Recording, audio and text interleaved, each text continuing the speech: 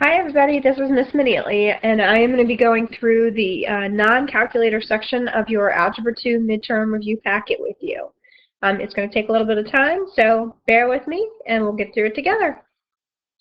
Just remember, with all of the problems that are on the non-calculator section of the review, there are going to be similar types of problems on the non-calculator section of the midterm. So you might have to do some multiplying and long division by hand, so we'll review all those steps with you. All right, in the first example, you're given a table of information that has to do with Miss Hofstetter being an avid shopper. During her Christmas shopping, she determined the amount of money she spent could be represented by the following table. So you can see that each hour she spent more and more money. You're asked to write an explicit and a recursive formula to represent her spending over time. So I've already attached the formula sheet to this problem, and remember, you will have the formula sheet available to you on the midterm. But before you can figure out which formula to use, you have to figure out what kind of pattern you have in the table of values. So if you look at the money spent, if you look at that second column in the table, I think it's pretty obvious that we're not adding the same amount to each value, that it's a common multiple. And so remember, to find that common ratio, we're always going to take the second number, that should be an R, sorry. We're going to take the second number and divide it by the first number. And so that's going to give us 5 halves, because the 10s are going to cancel. So 50 over 20 reduces to 5 halves. And if you divide 2 goes into 5 2.5 times. And if I check to see if that is true for all the other values, if I do, for example, 50 times 2.5,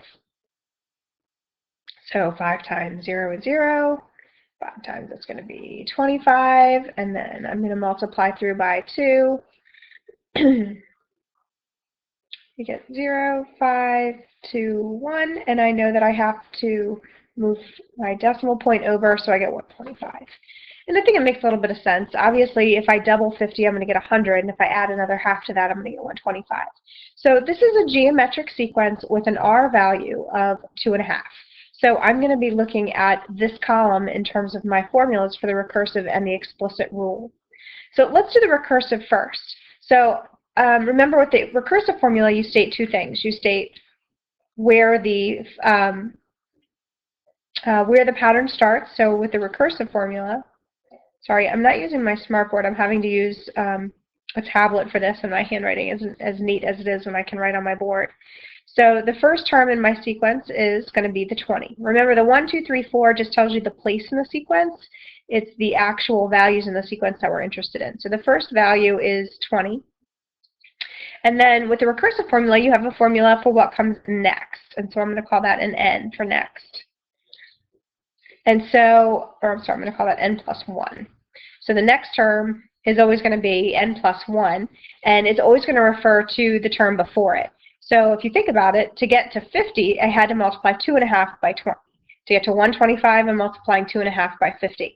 So essentially, all I'm doing is I'm multiplying 2.5 times whatever the term was before the n plus 1, which would be n. And I apologize, this is so messy. Let's see if I can make this a little bit neater. Okay, and so that would be my recursive formula. My explicit formula gives the exact same pieces of information, but it does it all in one formula. So with the geometric, notice that I'm just going to have a formula for a sub n, and it's equivalent to a sub 1, which we already said was 20, times my r value, which we said is 2.5, but this time I'm raising it to the n minus 1. And that's how you do the explicit and the recursive formulas for geometric. Let's take a look at example 2. It's a similar problem. So I've got to figure out what the pattern here is. And again, I think it's pretty obvious it's not going to be a common, I'm not adding the same thing each time. I'm multiplying by something. Well, 16 times 4 is 52. And if I just double check to make sure that 52 times 4 is 208, so there's my 8, and 5 times 4, that's 20. So yeah, so my R value in this case is 4, and the first term in my sequence is 13. So that's really all the information I need for both forms of the equation. Again, this is geometric because I'm multiplying by a common ratio. And so if I'm going to do my recursive formula, my a sub 1, that very first term, is 13, and the next term is going to be 4 times a sub n, or a sub n times 4 if you want to write it like the formula has it. And then the explicit formula is going to be a sub n is equal to, and I'm looking at these values here, my first term, a sub 1, which we said is 13, times the r value, which we said is 4, and I'm going to raise that to the n minus 1, and that's the explicit formula. All right, number 3, we're given equations that we have to solve. These are both exponential equations. Since we're not allowed to use our calculator on this section, I'm going to show you how that you can solve them by ensuring that you have the same base. So for example, in letter A, notice how we have 2 to the x plus 1 is equal to 2 to the third. Since both of these sides of my equation have the same base, I know that the exponents must be the same. So x plus 1 must equal 3. And if that's the case, I can subtract 1 from both sides, and we get that x is equal to 2. And that solves for x. And I can double check if I plug 2 in for x, I have 2 to the 2 plus 1 is equal to 2 to the third. And that's the same. 2 to the 2 plus 1, that's the same as 2 to the third is equal to 2 to the third. Letter B is a little bit harder to figure out because I don't have the same base. But what I've got to think about is that 9 and 27 are both perfect powers. And they both can be rewritten with a base of 3. For example, 9 is just 3 squared. And we have a rule that I can just multiply those two exponents if I put them together. And then 27 can be rewritten as 3 cubed. And that gives me, so if I just rewrite my 27 as 3 cubed, I'm going to keep the rest of the exponent in the air, or in the exponent, I'm sorry. And notice now I have the same base, and so I can set the exponents equal to each other. So we've got let me fix that. We've got 2 times x plus 1 must equal 3 times 2x minus 4. And what I'll need to do now is distribute. So when I do that, I'm going to have 2x plus 2 is equal to 6x minus 12. And then I'm going to combine my like terms. I'm going to go ahead and subtract 6x from both sides. So I'll get my x's on the left. I'm going to go ahead while I'm at it and go ahead and move the 2 over to the right side. So that way I get my x's on the left and my numbers on the right. So I'll have a negative 4x is equal to negative 14. And when I divide both sides by negative 4, I get that x is equal to negative 14 over negative 4 is going to end up becoming a positive number. And that's going to be equivalent to 7/2 if I reduce it. And you can either leave it as 7/2, or if you think 2 goes into 7, 3.5 times. Okay? For number 4, we're supposed to match the graph to the equation and then again to the table of values. So you do have to sort of remember the pattern or remember the shape of a graph of an exponential and a logarithmic function. So for an exponential function, remember there's a horizontal asymptote. So this function is exponential. And in number 2, there happens to be a vertical asymptote, so this tells you it's a log. So right away, you can sort of match the graphs to the equation. So for example, I know that the first Roman numeral and the fourth Roman numeral go together, and I know, let me do this with a different color, that the log of x is going to match with option 2. The next thing is to figure out the table of values. Remember, the exponential is going to have a common multiple. So if in terms of my y value, so for example, here I'm going from 2 to 4, I know that's times 2. And then from 4 to 8 is times 2. There's a big stretch here. But if I keep following it, I know that at 4, let's try this. So, so if I multiply 8 times 2, I get 16. 16 times 2 is 32. 32 times 2 is 64, and 64 times 2 is 128. And so this is going to be my exponential pattern. So let me go ahead and match these two together. So the graph goes with 4 and 6, and obviously that just leaves the other table to correspond to my log function, which is a little bit not quite as easy to see the pattern in the log function. So it's process of elimination to determine that.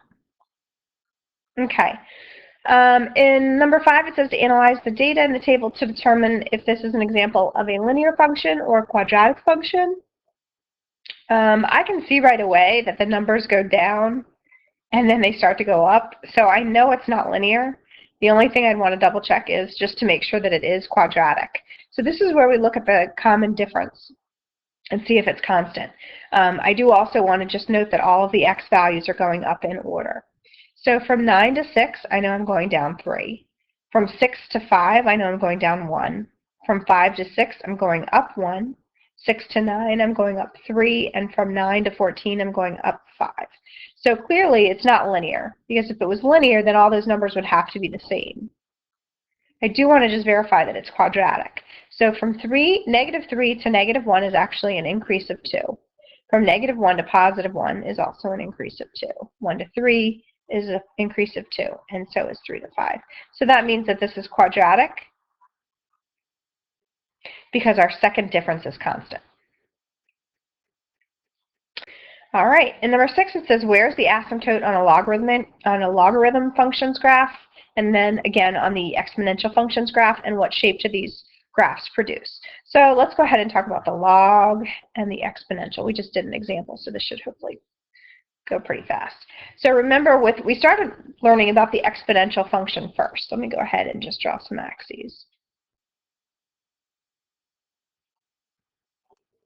Oops, I didn't mean for that to be diagonal.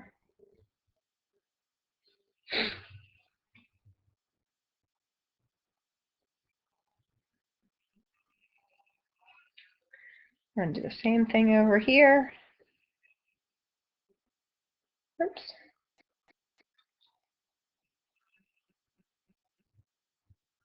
Okay, so when I graph my exponential function, remember, it's going to look like a slide. It's going to level out horizontally.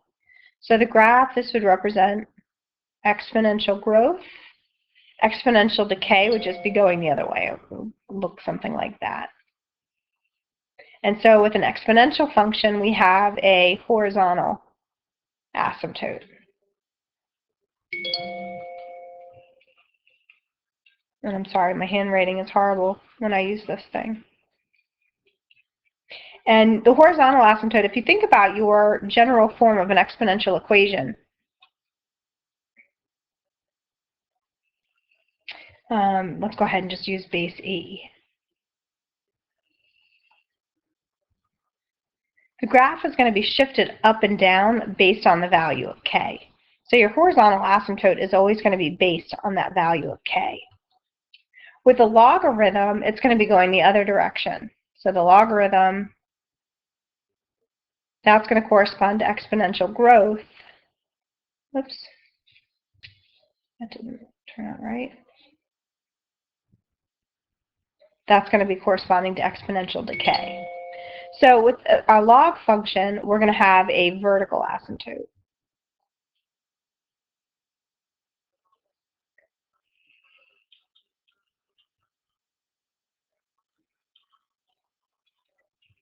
And if you think about the general rule or the general form of a log function,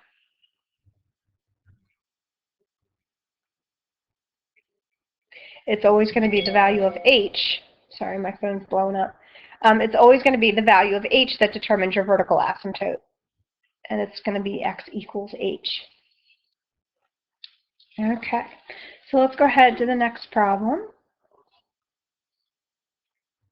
Okay, so it says the pH of a liquid or solution is often an important piece of information in science. To measure the pH, a piece of pH test paper or an indicator stick is dipped into a liquid.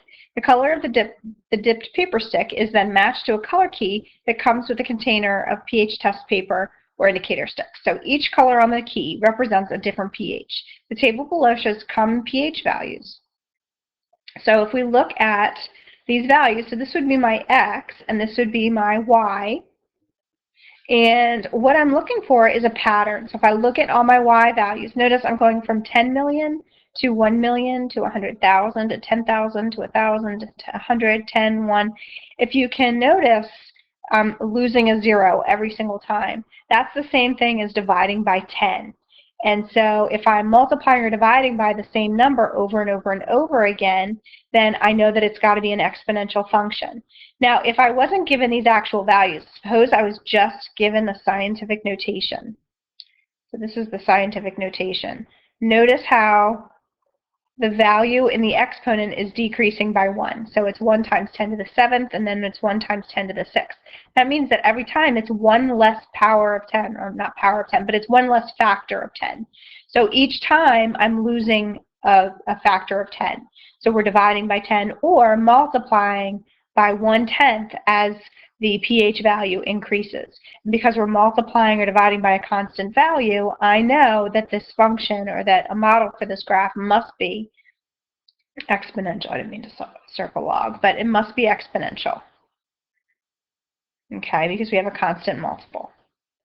All right, in number 8, it says to determine the number and type of root for each function, justify your response. So we're dealing with quadratic functions here, and remember that with a quadratic function, we have several different scenarios. If we have a parabola that crosses the x-axis twice, then we know we have 2 real solutions.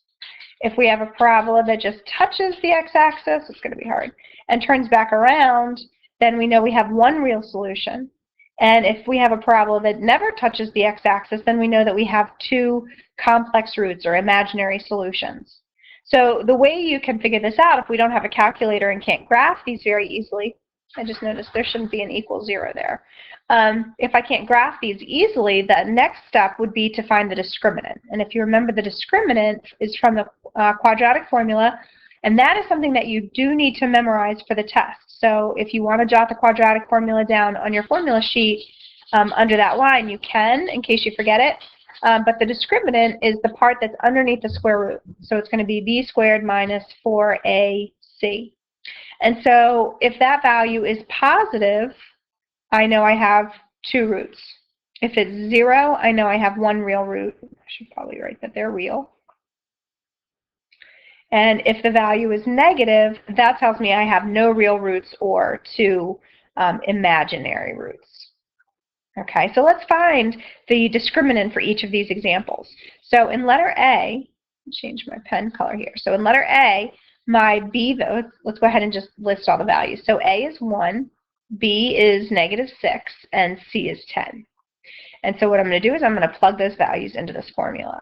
So remember, with b squared, you always want to put your value in parentheses before squaring it. So this is letter A. So I'm going to have -4. We said the value of A is 1, and the value of C is 10. So -6 squared, that's going to end up being a positive 36. And then I've got 4 times 10, that's going to be 40. And 36 minus 40 is going to be a -4. So that tells me that I'm going to have 2 imaginary roots for letter A, because that ends up being a negative number. In part B, just a different color, in part B, we know that the value of A is 1. The value of B is -6 again, but this time the value of C is 9. So this time, again, I'm going to put the -6 in parentheses before I square it. And then it's -4 times A, which is 1 again, and then times C, which is 9. And so -6 squared, that gives me a positive 36. 4 times 9 is going to give me a 36 as well. So when I subtract them, I get 0. And that tells me I have 1 real root. And that 1 real root turns out to be a double root. We'll talk about that when we get into polynomials later on in the semester. And then in letter C, so in this case, I've got an A value of 1, a B value of -6, and a C value of 8. So I'm just going to plug in, oops. So that's going to give me -6 squared minus 4 times 1, but this time the C value is 8. And so I'm going to have 36 minus 4 times 8 is 32. That gives me a positive 4, so I have 2 real roots since it's positive. Okay, and so letter C would correspond to, for example, this situation because there's 2 roots. Letter B has 1 real double root, that would be here. And letter A is 2 imaginary, so that would be this scenario. Okay, number 9, this is your quadratic formula. And just so you remember, and again, this is something you might want to jot down on your paper. Your quadratic formula says that if you're given an equation in standard form, it must be in standard form. So if you have this, then you can rewrite it and solve for x. And x must be the opposite of b plus or minus the square root of b squared minus 4ac, and that whole thing is over 2a. Okay, so the first thing I want to take a look at is the scenario, because it says to consider the following solution to the quadratic equation. It says that there are 3 mistakes and we need to find them, and then we need to determine the correct solution. So I think the easiest way to do this would be probably just to go through and solve the equation correctly. So I'm looking at the problem. It says that the original problem is 6x squared minus 9x, and that's equal to negative 27. And notice that the very first thing you see in the solution are numbers that are nothing like what first appeared. And that's because, if you notice, 6, negative 9, and negative 27 are all divisible by 3. So if we divide everything by 3, as long as you do it to every single term in the equation, you've kept it balanced. And that's where the 2x squared minus 3x equals negative 9 came from. The next thing we'd want to do to get this in standard form would be to move the 9 to the other side. And I'd have to do that with addition. And I think if you look at the sample that's provided, that's our first mistake, because it should be plus 9. And if you notice here, it's minus 9. Anytime you move a number from one side of the equal sign to the other, you've got to remember to change the sign. Okay. Now what we want to do is plug in our quadratic formula. So when I do that, I'm going to first just go ahead and identify my values of a, b, and c. So a is 2, b is negative 3, and c is 9. And so when I'm solving, I'm going to have x is equal to the opposite of b is the very first thing I want to do. And since b is negative 3, I'm going to go ahead and type in a positive 3 plus or minus the square root.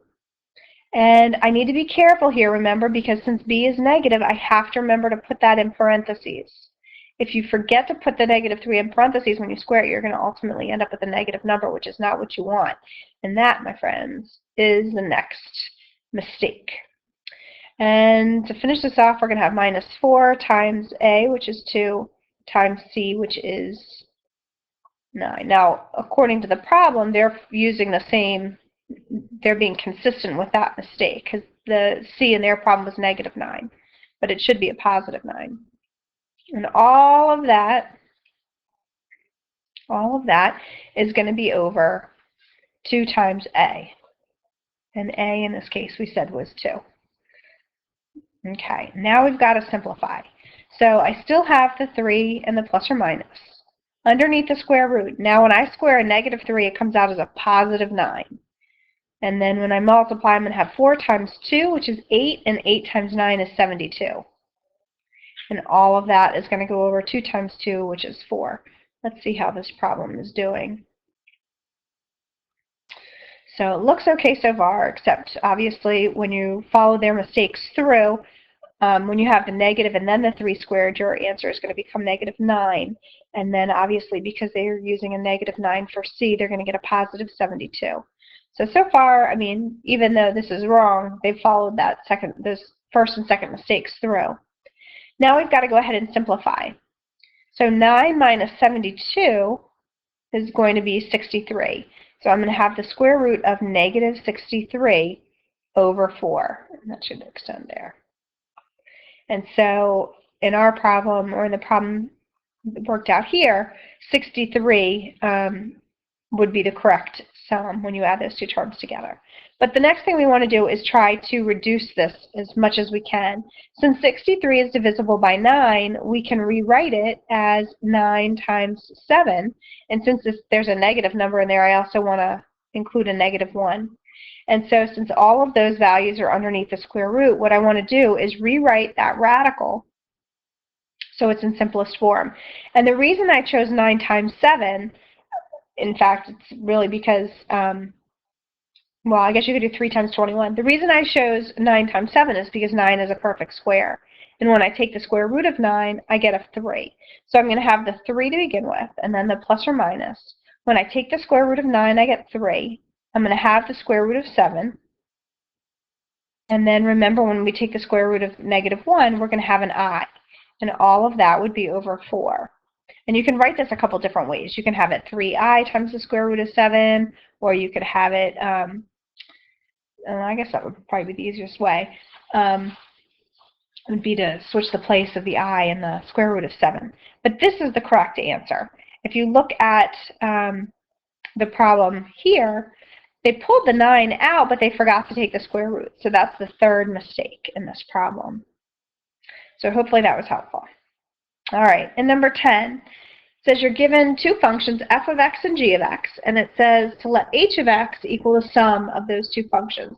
So to write h of x in standard form. Okay, so if we write h of x in standard form, we're going to have x squared minus 10x plus 2x plus 12. Oops. And so what I'm going to do next is simply combine my like terms. And so I only have 1x squared. And when I combine my x's, I'm going to have negative 8x. And then I'm going to have a plus 12. Letter B says to write this in factored form and then identify the roots. So I'm going to go ahead and think, since this is a trinomial, I'm going to use my product sum method. Or if you remember, your product is just going to be the product of A times C, which in this case, A is 1 and C is 12. So I'm looking at my numbers that multiply to give me 12 and have a sum of my B value, which in this case is negative 8. So I'm looking for numbers that multiply to give me 12, but add to give me negative 8. The only way I can multiply two numbers to make a positive and then add them to give me a negative is if both numbers are negative. So I'm looking at two numbers that multiply to give me 12 and add to give me negative 8. That's going to be negative 6 and negative 2. So when I write them in factored form, I'm going to have h of x is equal to x minus 6 times x minus 2. And the roots of the function then are just the x-intercepts. It's going to be where y is equal to 0. So if I set those two factors equal to 0, x minus 6 equals 0, and x minus 2 equals 0, and I add 6, I get x equals 6, or x equals 2. And those would be my two roots. Okay. Now, to write the equation in vertex form, you need to do something called completing the square. Some of you may have learned how to do this, others may not. There are other ways that you can actually come up with the equation in vertex form without your calculator. So if you can remember completing the square, that's great. Otherwise, what you can do is draw a sketch of the graph. So we already know that it's going to cross the x-axis at 2 and 6.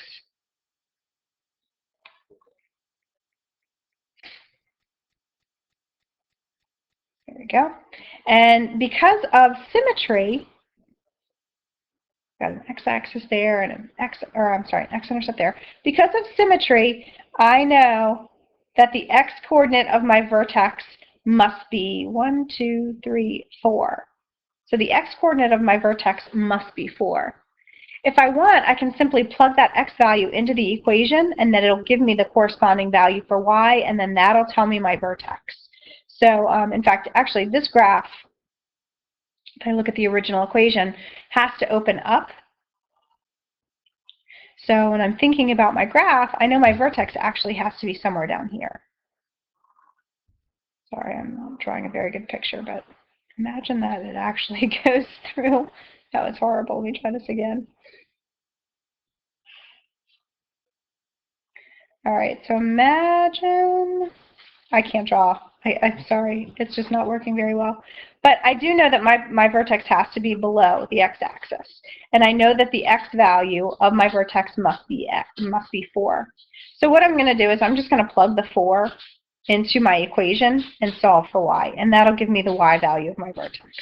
So I can plug it into either form of the equation. So it might actually be easier to put it into the factored form. So if I plug in 4 minus 6 times 4 minus 2 to get the value of y for my vertex, I'm going to have negative 2 times 2 is going to give me the y value, or negative 4 is equal to y. So that gives me the y value of my vertex. So there's h and there's k. The a value, remember, for either of my equations is going to be the same. So if I wanted to write h in vertex form, I'd simply say it's going to be 1, since a is still 1, and it's going to be x minus h, which is x minus 4, the quantity squared, plus k, in this case, is negative 4. And so it asks again, what is the vertex of the graph? The vertex is 4, negative 4. It asks us to describe the transformations of the graph from the parent function. Well, the parent function would just be y equals x squared. So this graph has been shifted right 4 units and down 4 units. Okay. Number 11, this deals with operations with complex numbers. So in letter A, we essentially just want to, we're going to need to distribute that negative to both terms. So the first set of parentheses is going to stay the same, 4 plus 2i. But when I distribute the negative, it's going to become a plus 3 and a plus 5i. So when we simplify, if I gather all my numbers together, I get 7, my real numbers. And if I combine all my imaginary numbers, I get 7i.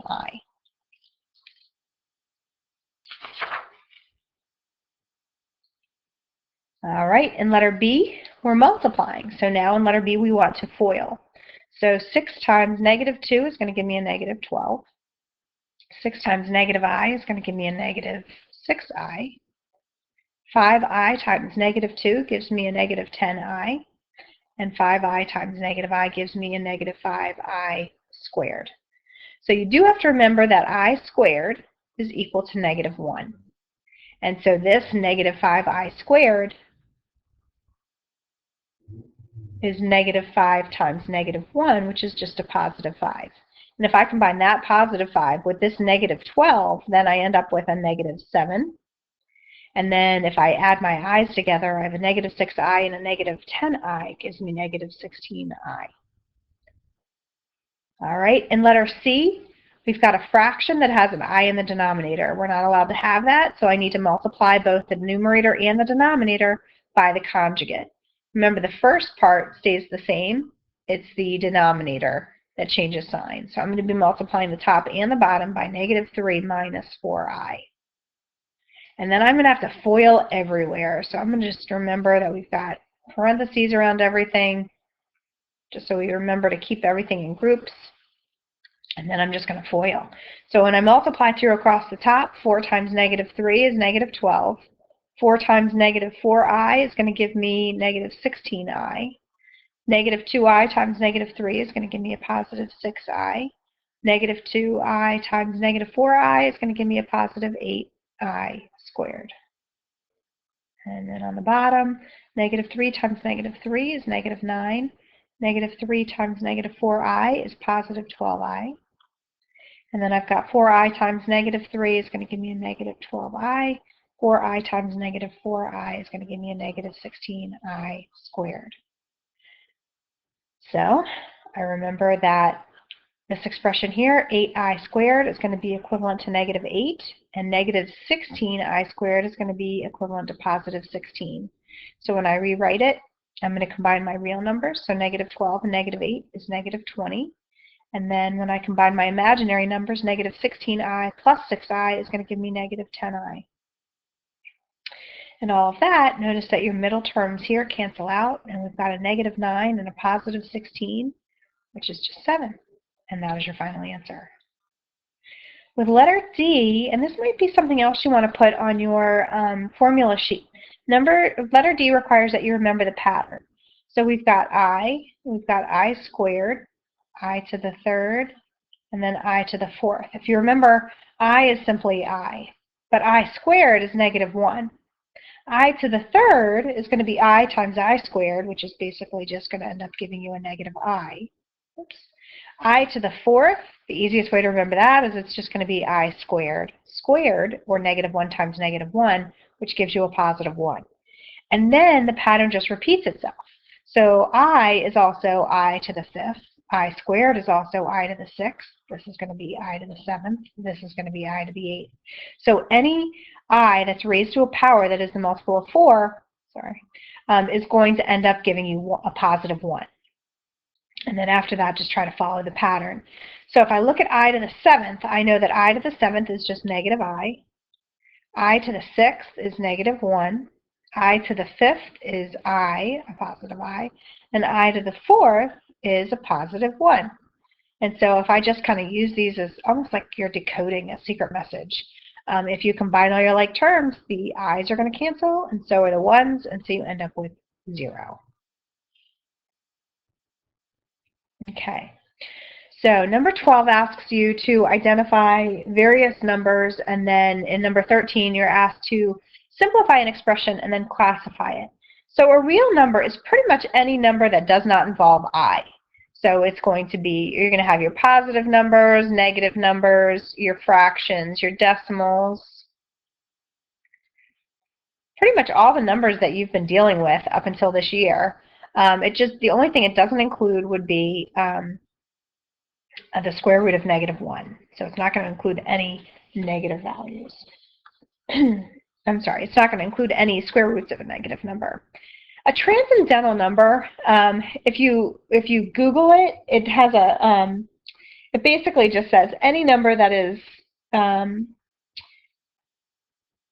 not an algebraic number. So a transcendental number, I don't know that there's really a good definition out there, but something like pi or e, those are both examples of transcendental numbers. I don't think we really defined them as such when we covered them in class, and quite honestly, even though you're going to see them appear on your exam, you don't really have to do anything with it.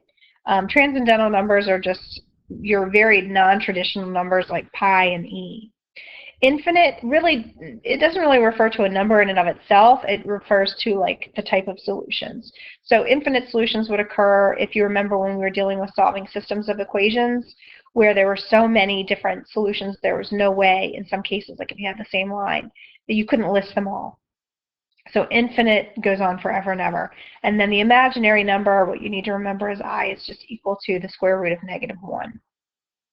So in number 13, it asks us to simplify and then classify. So 10 to the second power is just 100, and that is a real number. There's nothing weird about it. That's just a real number. The square root of -25, remember we've got to pull that negative out and make it -1 times 25 before taking the square root. And so if I take the square root of each, I get I times 5, or simply 5i. And that's going to be an imaginary number. Okay, so number 14 requires you to define certain terms. So I'm just actually going to draw a picture of a parabola and then kind of label everything on the parabola. So let me go ahead and draw some axes.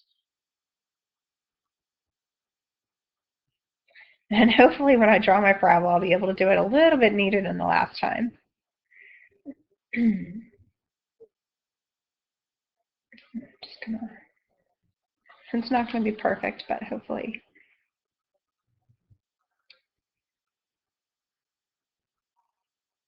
Okay, that's as good as I can do. Okay, so there's my parabola. I know that the point right here is my vertex. And the vertex is always going to be your max or your min. And then the point on the inside is called my focus. Oops.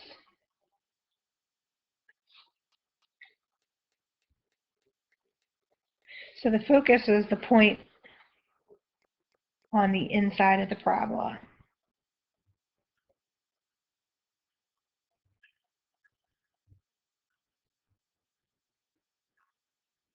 And it's on the axis of symmetry. Okay. The directrix is going to be the same distance away from the vertex, but it's a line that is on the outside and perpendicular to your axis of symmetry.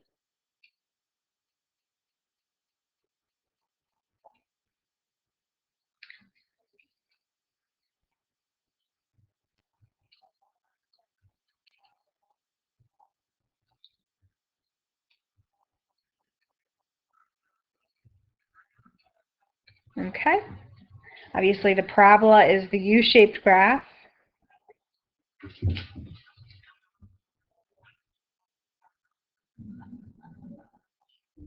And the focal length is just going to be the distance from the vertex to the focus.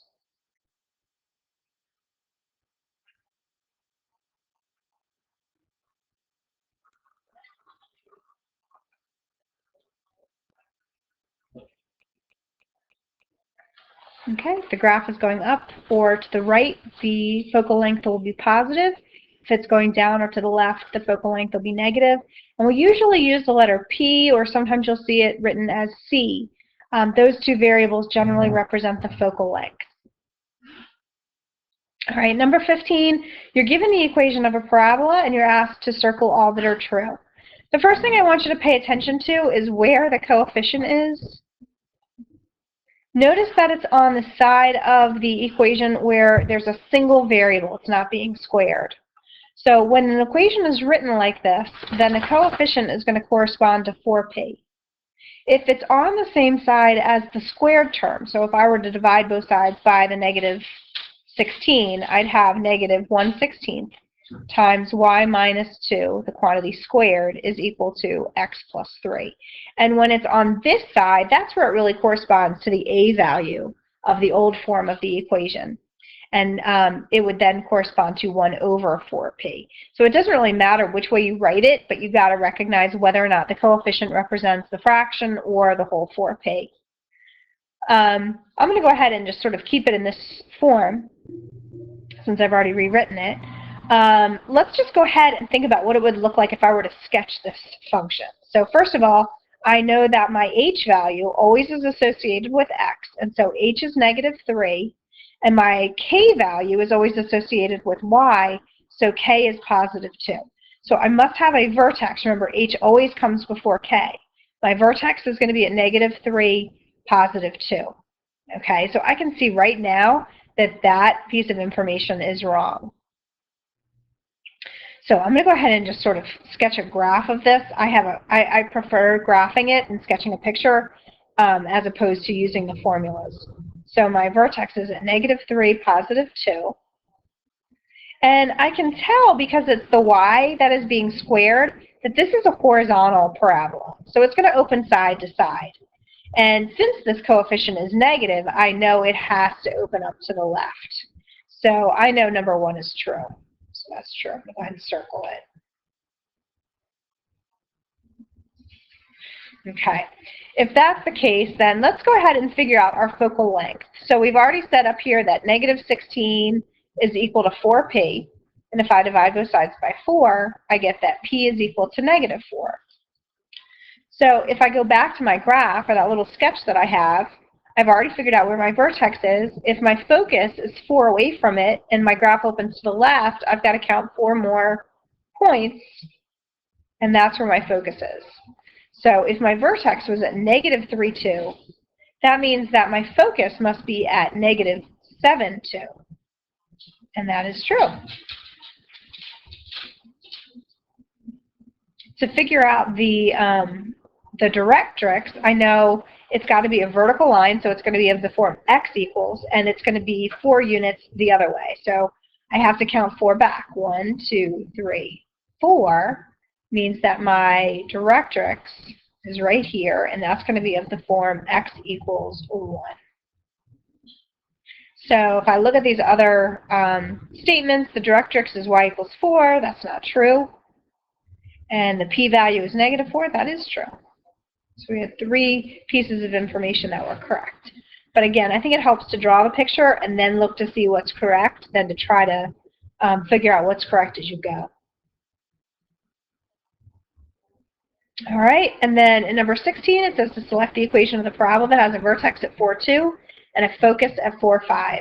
So let's first of all just go ahead and eliminate anything that doesn't make sense.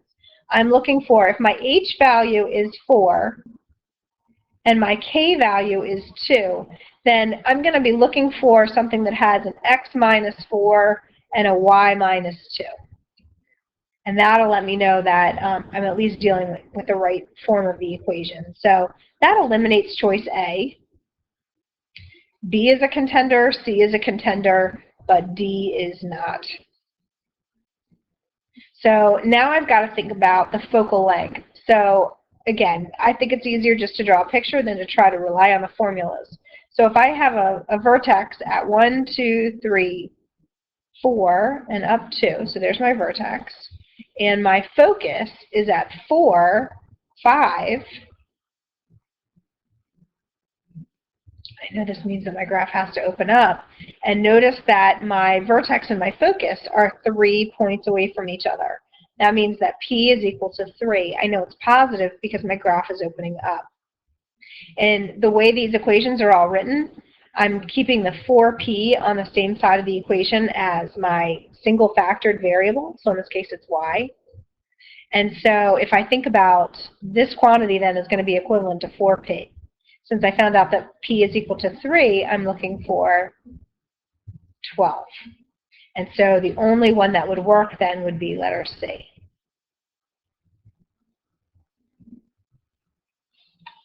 I believe this is the last one on the non-calculator section.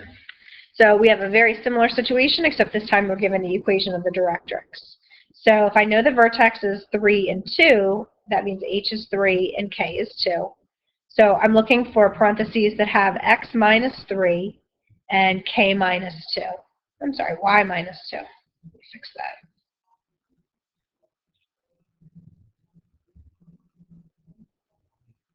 Okay, so let's just eliminate anything that doesn't fit that. So not C, not D, and not A, really. So it's just B. And you can figure that out simply by recognizing that you have to change the sign before you put these values in the parentheses. I think that's it. Yep, so there is your review for the non-calculator section of the midterm. Good luck. I know it's a lot. I'll be putting up another video for the calculator section as soon as I can.